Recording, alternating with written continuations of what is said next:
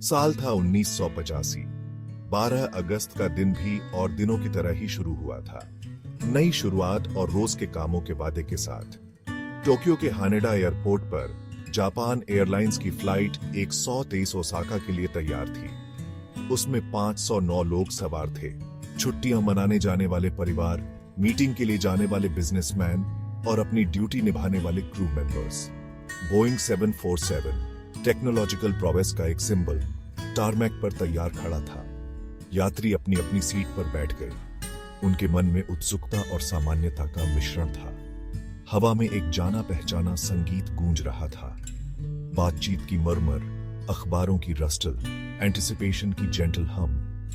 जो लोग उस विमान में सवार थे, उनके लिए यह बस एक और उड़ान थी। उन्हें क्या पता था कि किस्मत ने उनके लिए कुछ और ही सोच रखा है। विमान रनवे की तरफ बढ़ा। इंजन्स की रोर उड़ान के चमत्कार की एक पावरफुल रिमाइंडर थी। ग्राउंड क्रू ने अपनी फाइनल चेक्स पूरी कर ली।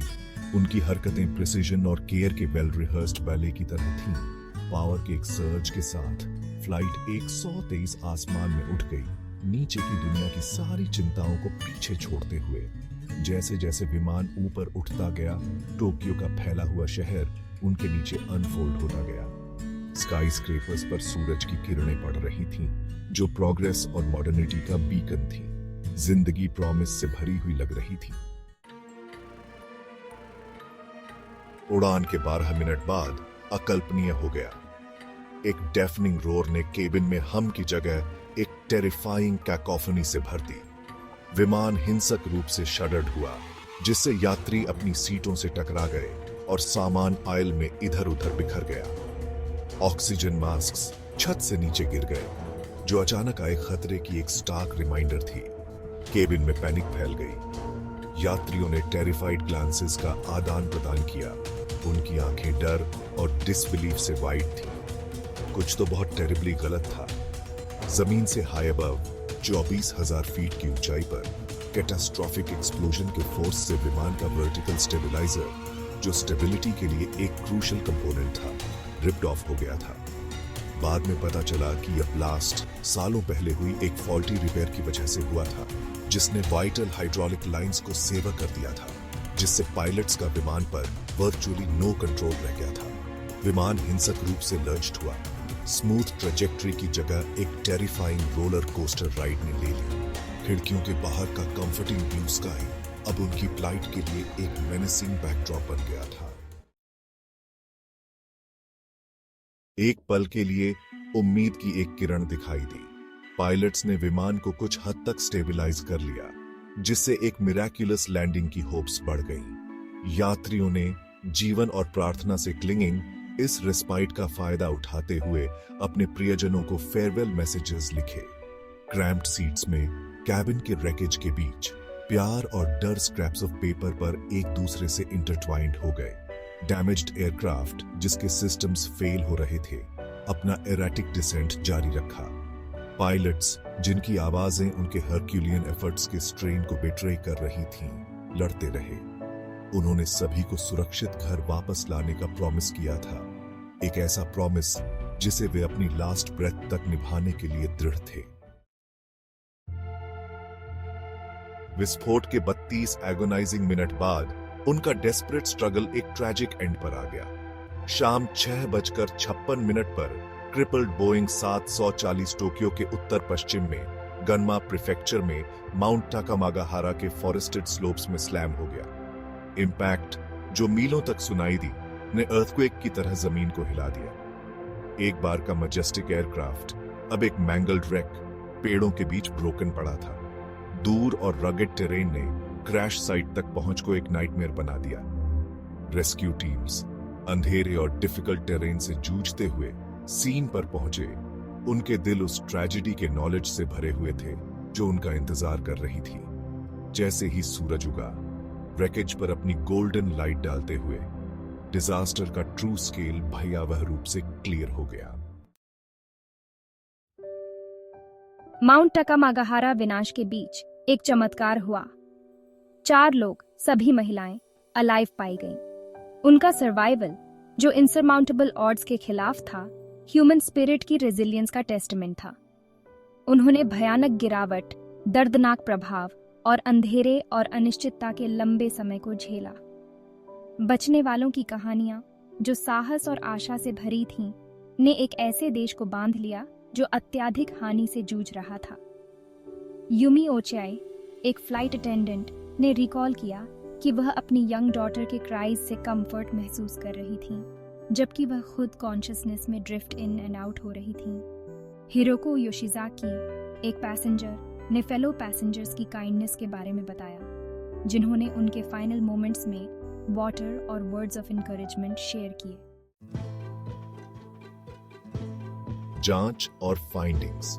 जापान एयरलाइंस फ्लाइट 123 की क्रैश ने पूरे जापान और दुनिया में शॉकवेव्स भेज दी।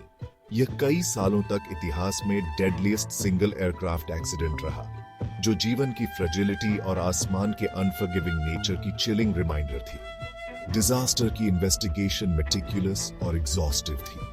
Flights black boxes, cockpit voice recorder और फ्लाइट डेटा रिकॉर्डर की रिकवरी ने फ्लाइट के हैरोइंग फाइनल मोमेंट्स में क्रूशियल इनसाइट्स प्रदान किए। इन्वेस्टिगेशन ने इवेंट्स की एक ट्रैजिक चेन, ह्यूमन एरर और मैकेनिकल फेलियर का कॉम्बिनेशन प्रकट किया। विमान के रियर प्रेशर बल्कहेड पर एक फॉल्टी रिपेयर, जो दुर्घटना से 7 साल पहले की गई थी, को प्राइमरी कॉज के रूप में आइडेंटिफाई किया गया था। इस फॉल्टी रिपेयर ने बल्कहेड को वीकन कर दिया था, जिसके कारण प्रेशर में आकर रप्चर हो गया, जिससे कैटास्ट्रोफिक एक्सप्लोजन हुआ, जिसने विमान को क्रिपल कर दिया। एक राष्ट्र शोक मनाता है। फ्लाइट 123 की क्रैश सिर्फ एक एविएशन डिजास्टर से कहीं बढ़कर थी। यह एक नेशनल ट्रेजेडी थी जिसने जापानी साइकी पर एक इंडेलिबल स्कार छोड़ दिया। इतने सारे लोगों का लॉस, जिनमें से कई अपने लिव्स के प्राइम में थे, ने जापानी सोसाइटी में शॉकवेव्स भेज दी। राष्ट्र ने कलेक्टिवली शोक मनाया, दुहक और डिसबिलीफ में यूनाइटेड होकर। क्रैश का जापान एयरलाइंस पर गहरा प्रभाव पड़ा, जो कभी नेशनल प्राइड का सिंबल थी। डिजास्टर में अपनी रोल के लिए एयरलाइन को इंटेंस स्क्रूटनी और क्रिटिसिज्म का सामना करना पड़ा। इन्वेस्टिगेशन ने मेंटेनेंस प्रोसीजर्स में शॉर्टकमिंग्स और फॉल्टी रिपेयर को एडिक्वेटली एड्रेस करने में फेलियर का खुलासा किया, जिसके कारण अंततः क्रैश हुई। स्थायी विरासत। जापान एयरलाइंस फ्लाइट 123 की लेगेसी त्रासदी के इमीडिएट आफ्टरमैथ से कहीं आगे तक फैली हुई है। डिजास्टर ने दुनिया भर में एविएशन इंडस्ट्री के लिए एक वेकअप कॉल के रूप में काम किया, जिससे एयरक्राफ्ट डिजाइन, मेंटेनेंस प्रोसीजर्स और सेफ्टी रेगुलेशंस में सिग्निफिकेंट इंप्रूवमेंट्स हुए। क्रैश ने मेटल फटीग को समझने और प्रिवेंट करने पर ग्रेटर एम्फेसिस को जन्म दिया। वह फिनोमिनन जिसने फ्लाइट 123 के बल्कहेड को वीकन कर दिया था। नई इंस्पेक्शन टेक्निक्स विकसित की गईं और मेंटेनेंस प्रोसीजर्स को रिवाइज किया गया, ताकि एयरक्राफ्ट स्ट्रक्चर्स में पोटेंशियल वीकनेसेस का बेटर डिटेक्ट और एड्रेस किया जा सके। डिजास्टर ने मेंटेनेंस क्रूज और पायलट्स के बीच क्लियर कम्युनिकेशन के महत्व पर भी हाईलाइट किया, यह इंश्योर करते हुए कि किसी एयरक्राफ्ट्स एयरवर्दीनेस के बारे में कोई भी कंसर्न्स को प्रॉम्प्टली और थरोली एड्रेस किया जाए। सीखे गए सबक। जापान एयरलाइंस फ्लाइट 123 की कहानी एविएशन में विजिलेंस और अकाउंटेबिलिटी के महत्व की स्टार्क रिमाइंडर है। यह उस क्रिटिकल रोल को अंडरस्कोर्स करती है जो ह्यूमन जजमेंट और मेटिकुलस अटेंशन टू डिटेल आसमान में सेफ्टी इंश्योर करने में प्ले करते हैं। डिजास्टर एक पावरफुल रिमाइंडर के रूप में कार्य करती है कि मोस्ट एडवांस्ड टेक्नोलॉजी भी उतनी ही अच्छी होती है जितने अच्छे लोग उसे डिजाइन, बिल्ड, मेंटेन और ऑपरेट करते हैं। फ्लाइट 123 की क्रैश एक ट्रेजेडी है जिसे कभी भुलाया नहीं जा सकेगा। यह खोए हुए जीवन, आपदा के फेस में हीरोइज्म और ह्यूमन स्पिरिट की एंड्यूरिंग पावर की कहानी है। लेकिन यह सीखे गए सबक एक ट्रांसफॉर्म्ड इंडस्ट्री और ऐसी ट्रेजेडी को दोबारा कभी ना होने देने की कमिटमेंट की भी कहानी है।